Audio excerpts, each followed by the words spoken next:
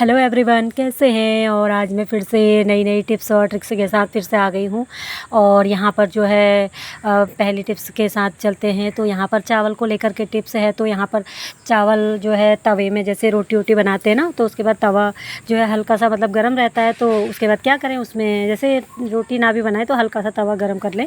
उसके बाद उसमें जो है चावल डाल दें, जैसे मतलब 1 कटोरी जितना चावल डाल दें। और जैसे वो हल्का हल्का गर्म रहे, ज़्यादा तेज़ नहीं, ताकि चावल को भूनना नहीं है, बस खाली हल्का सा मतलब गरम रहे। और उसके बाद इन चावल को जो है इसमें जो है ये मोजे में भर दें।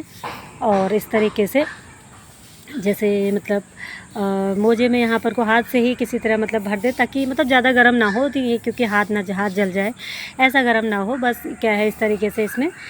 तो चलिए मोजे में इस तरीके से हाथ से ही भर लेते हैं, क्योंकि ये गर्म नहीं है। और ज़्यादा गर्म होगा तो हमारा हाथ भी जल जाएगा, तो इसी की वजह से मतलब ज़्यादा गर्म नहीं और ज़्यादा गर्म चाहिए भी नहीं। तो इस तरीके से इसको मोजे में भर लेते हैं। और उसके बाद दिखाते हैं इसे क्या करना है। ये भी बहुत ही अच्छी यूज़फुल ट्रिक्स है। तो ये जो है आप लोग ज़रूर ट्राई करिएगा और ज़रूर बताइएगा कौन कौन ऐसे करता है।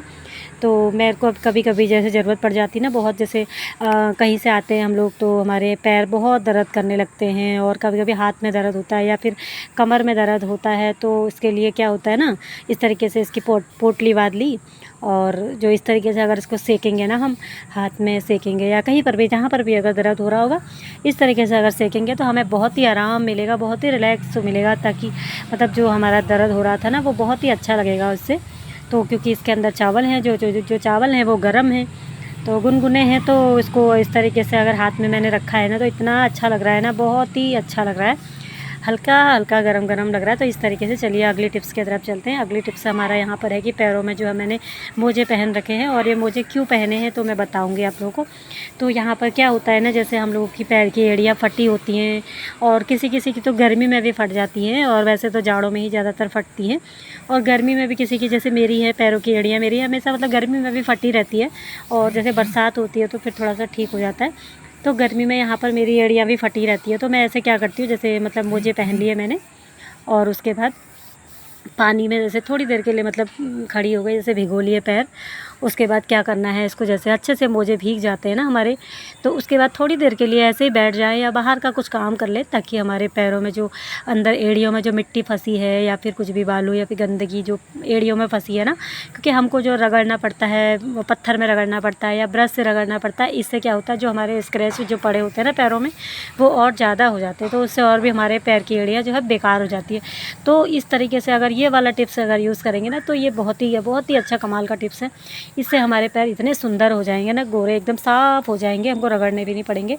तो यहाँ पर अगली टिप्स के तरफ चलते हैं। यहाँ पर जो है पानी है, जो ये मैंने लिया है, गिलास में पानी भर लें।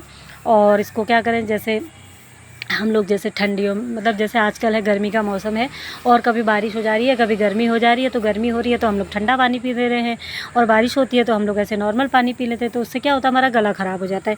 तो गला ख़राब हो जाता है तो हमें फिर दिक्कत होने लगती है ना, खांसी आने लगती है। तो इससे क्या होता है, जैसे बड़े बूढ़े लोगों ने पहले के ज़माने में लोग बोलते थे, जैसे दादी नानी लोग बोलते थे ना, कि पानी को काट कर पिए, तो इस तरीके से गले में मतलब दर्द ठीक हो जाएगा।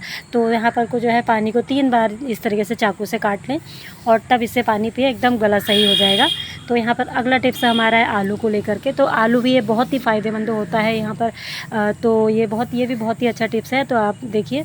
तो यहाँ पर जैसे आलू को हम काट लेंगे, आलू के 2 टुकड़े कर लेंगे, या फिर आलू को कद्दूकस भी कर सकते हैं।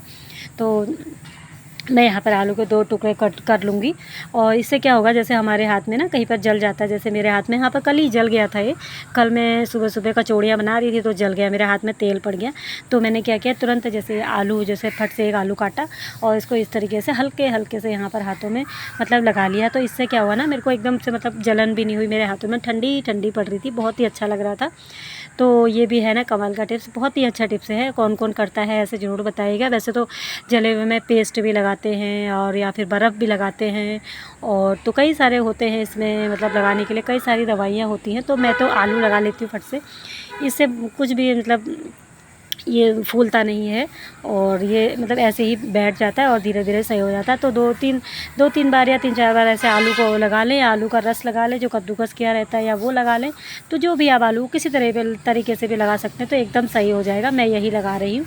तो अगले टिप्स की तरफ चलते हैं। यहाँ पर जो हमारे पास जो खाली डिब्बे होते हैं, डिस्पोजल के जो डिब्बे आते हैं ना, कभी इसमें कुछ खाना आ जाता है बाज़ार से, मार्केट से जैसे कुछ ले आते हैं या फिर कुछ भी आ जाता है तो हम लोग ये डिब्बों को ना फेंक देते हैं। तो ये डिब्बे भी बहुत ही अच्छे होते हैं, इसको फेंकना कभी नहीं चाहिए, ये कहीं पर भी ऑर्गेनाइज़र बन जाता है। तो देखिए जैसे अचार के हैं, जैम के हैं, जो डिब्बे हैं, तो इस तरीके से इसको अगर इसमें रख देंगे तो इससे क्या होगा, जैसे अचार में हमारे तेल गिरता है ना, तो हमारा तेल बिल्कुल भी किचन में कहीं पर गिरेगा नहीं, फैलेगा नहीं, इसके अंदर रहेगा। तो देखिए कितना अच्छा ऑर्गेनाइज़र बन गया है ना यहाँ पर को, तो ये भी बहुत ही अच्छा है। तो ये सब चीज़ें कबाड़ कभी भी फेंकना नहीं चाहिए, कहीं पर भी यूज़ में आ जाता है। तो इस तरीके से देखिए कितना अच्छा मतलब हो गया है यहाँ पर को ना। मैं इसको फेंकने जा रही थी तो मैंने सोचा चलो आज ये सब करते तो अच्छा भी हो रहा है, किचन में रखने के लिए बढ़िया हो रहा है। तो यहाँ पर अगले टिप्स की तरफ चलते हैं। अगला टिप्स हमारा चावल को लेकर के है। तो चावल हमारा कोई भी हो, जैसे हमारा खाने वाला, तो ये चावल को क्या करें, जैसे हम लोग डिब्बे में या कोई ड्रम में, जैसे बड़े ड्रम में रखे रहते हैं, मैं भी बड़े ड्रम में ही रखी हूँ। तो यहाँ पर वीडियो बनाने के लिए मैंने इसे छोटे में, चलो तो यहाँ पर जैसे डिब्बे में हमने चावल रखे हैं, तो चावल हमको काफ़ी लंबे टाइम तक रखने होते हैं और रहते भी हैं, क्योंकि इकट्ठे ही ले आते हैं तो वो पड़ा ही रहता है चावल ना, ज़्यादा दिन तक चलता है। तो उससे क्या होता है, चावलों में कीड़ा लग जाता है। तो क्या करें, जैसे यहाँ पर को जैसे ज़्यादा है, बड़े ड्रम में है, तो यहाँ पर 10-12 लौंग डाल लें, जैसे 10-12 लौंग ड्रम में डाल दें और इस तरीके से मिक्स कर दें। तो यहाँ पर छोटा डब्बा है तो मैंने 4 लौंग डाली है। तो इस तरीके से अगर डिब्बे में, चावल के डिब्बे में लौंग डाल कर रख देंगे ना, तो इससे बिल्कुल भी कीड़ा नहीं लगेगा हमारे चावल में, और चावल हमारे बहुत ही अच्छे से जैसे कि तैसे रहेंगे। तो है ना, ये भी बहुत ही अच्छी ट्रिक्स है। तो कई लोग तो जानते ही होंगे और कई लोग नहीं भी जानते होंगे, तो उनके लिए यूज़फुल होने वाला है। तो अगला टिप्स हमारा यहाँ पर है, जो ये चौक को लेकर के जो हिट होता है ना, हिट, तो वही है, ये वही चौक है। तो ये भी बहुत ही अच्छी है। इसको जैसे हमारे किचन में या कहीं पर भी चींटियाँ आ जाती हैं, किचन में जैसे मीठा गिर जाता है या फिर कुछ भी गिर जाता है, तो कभी कभी चींटियाँ बहुत ज़्यादा हो जाती है ना, गर्मी के मौसम में कुछ ज़्यादा ही चींटियाँ निकलने लगती है। जैसे फर्श अपना गर्म होने लगता है तो चींटियाँ मतलब बाहर आने लगती है ना, इधर उधर घूमती हैं। तो क्या करें, इस तरीके से इसकी लक्ष्मण रेखा खींच दें। ये चौक को लक्ष्मण रेखा ही बोलते हैं। तो यहाँ पर अगर इस तरीके से अगर इससे घेरा बना देंगे या फिर लाइन खींच देंगे, तो इससे क्या होगा, चींटी वगैरह बिल्कुल भी नहीं आएंगी। चींटी जो भी होंगी ना, जो आई भी होंगी, वो भी भाग जाएंगी।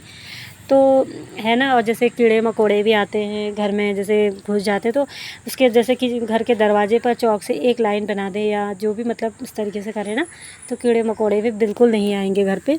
तो है ना, ये भी बहुत ही अच्छी टिप्स है। तो यहाँ पर अगला टिप्स हमारा है, ये जो न्यूज़पेपर को ले करके है। तो फ्रिज में मैंने न्यूज़पेपर रखा है ना, ये इसलिए कि फ्रिज में जैसे कुछ भी सामान जैसे नहीं होता है, फ्रिज खाली हो जाता है, तो फ्रिज को खाली बिल्कुल भी नहीं रखना चाहिए, इससे हमारा बिजली का बिल ज़्यादा आता है। तो इस तरीके से न्यूज़पेपर रखते हैं फ्रिज में, ताकि हमारा फ्रिज कुछ ना कुछ सामान से भरा रहे। तो इससे हमारा बिजली का बिल भी नहीं आएगा और हमारा पैसा भी बचेगा।